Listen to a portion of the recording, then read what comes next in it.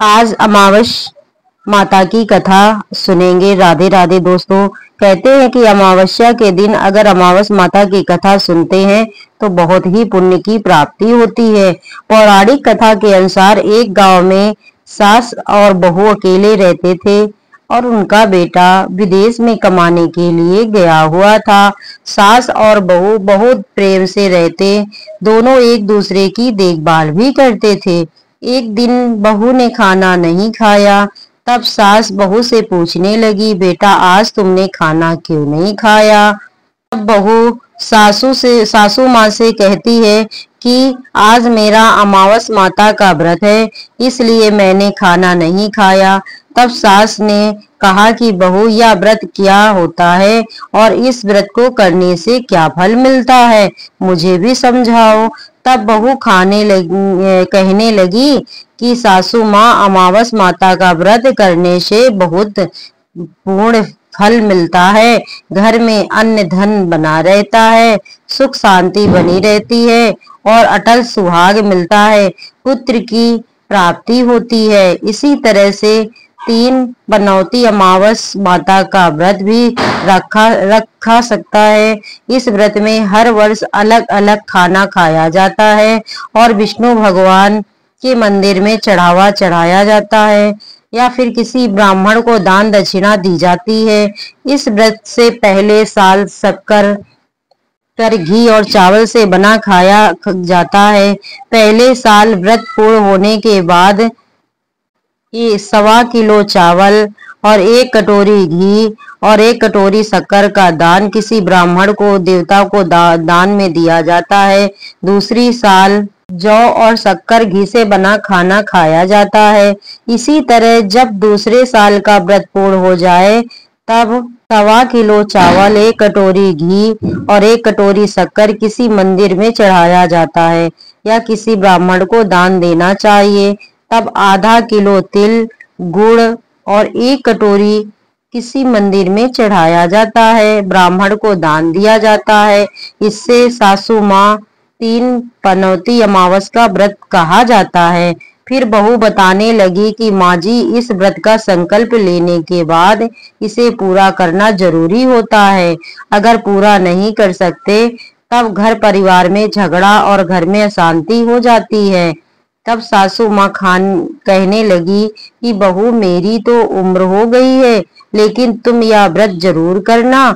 और तब बहू यह व्रत करना आरंभ करती है। एक दिन बहू ने किसी के खाने पर गेहूं से बनी रोटी खा ली और अमावस माता इस बात से नाराज हो गई।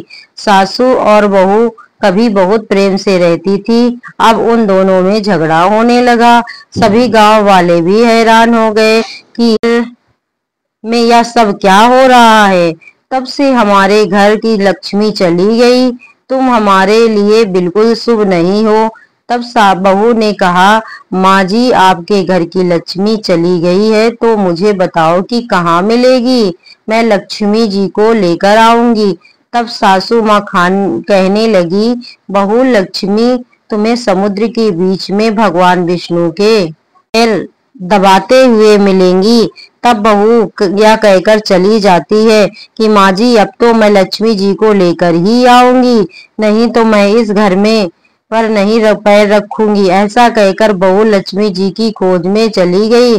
जब बहू लक्ष्मी जी की खोज के लिए निकली तब का फल भोग रहे हैं। मैं किस किस के दुख का निवारण करूं?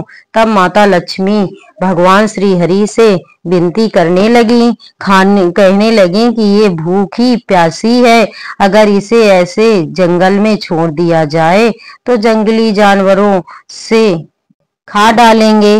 माता लक्ष्मी की बात सुनकर भगवान श्री हरि एक साधु का वेश धारण कर बहू के पास गए और उसे समय लेकर आए और बहू के होश में आते ही साधु वेश में भगवान उससे पूछने लगे कि वो यहाँ क्यों आई और कहाँ जा रही है।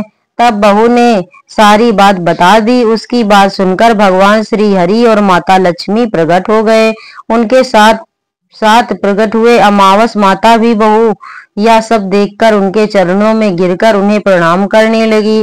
तब अमावस माता बहू से पूछने लगी, बेटी तूने मेरे व्रत को खंडित किया, इसी की सजा तुझे मिली है, लेकिन अब मैं तुझे क्षमा करती हूँ। अब तू घर को जा, तुम्हारा घर धन धान्य से भर जाएगा, तुम्हारा घर सुंदर महल में बदल जाएगा और तुम्हारी सभी मनोकामनाएं भी पूर्ण हो जाएंगी। तब सब होने के पश्चात बहू ने रास्ते में जो जो भी मिला था उन सभी के दुखों का निवारण करने के लिए विनती की। तब भगवान श्री हरि कहने लगे कि गाय ने कभी अपना दूध किसी और को नहीं पिलाया, इस कारण उसके बछड़े ही रहते हुए उसका दूध पी लेना, फिर उसके बाद उसके बछड़े जिंदा रहने लगेंगे। और घोड़ी पिछले जन्म में आटा पीसने वाली महिला थी, वह किसी को आटा पीसकर नहीं देती थी, इसलिए उसके गले में चक्की के पार्ट बंधे हुए हैं, तुम उसके पार्ट खोल देना, वह बिल्कुल ठीक हो जाएगी। और वह बुजुर्ग कभी भगवान के मंदिर नहीं गया, ना ही कभी उसने भगवान के भजन सुने, तुम उसे ले जाकर मंदिर में दर्शन करवा देना, इससे वह ठीक हो जाएगा। अपाहिज महिला, उसने कभी अपनी जवानी में दान पुण्य नहीं किया, उसकी यह सजा मिली है, तुम उससे कुछ भी दान करवा देना तो उसकी विकलांगता दूर हो जाएगी। और वह आम का पेड़, उसने तो कभी अपने पेड़ के आम किसी बच्चे को खाने नहीं दिए, इसी कारण उसके यहाँ सभी आम खट्टे होते हैं। अब तुम उस पेड़ का आम खा लेना।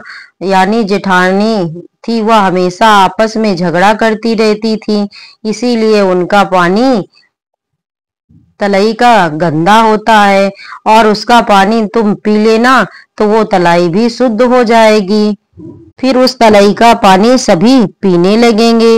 इस प्रकार बहू ने भगवान श्री हरि, माता लक्ष्मी और अमावस माता को प्रणाम किया, उन्हें धन्यवाद दिया और अपने घर के लिए चलने को तैयार हो गई। रास्ते में उसे जो जो भी मिला उसकी सभी समस्याएं भगवान के कहे अनुसार वह दूर करती चली गई। सभी ने उसे भर भर कर आशीर्वाद दिया।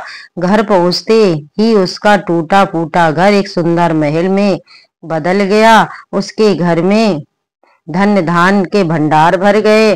अब बहू और सास माँ से कहा कि सास माँ, आपने तो सच में कहा था कि मैं आपके लिए शुभ नहीं हूँ, मेरे जाने से ही आपके घर में लक्ष्मी आई।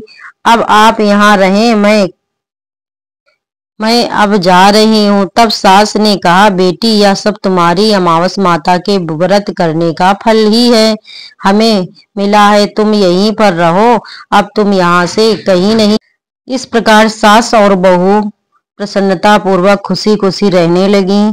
और फिर एक दिन सास का बेटा भी विदेश से वापस लौट आया और घर में जब उसने खूब धन दौलत और धन के भंडार देखे, तब उनकी माँ ने सारी बात अपने बेटे को बता दी।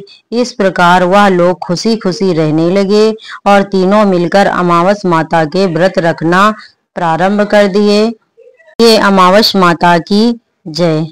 और जो भी अमावस माता की कथा सुने, पढ़े और हुकार भरने वालों को माँ सभी भक्तों के घर में धन धान का भंडार भरना, सभी की रक्षा करना।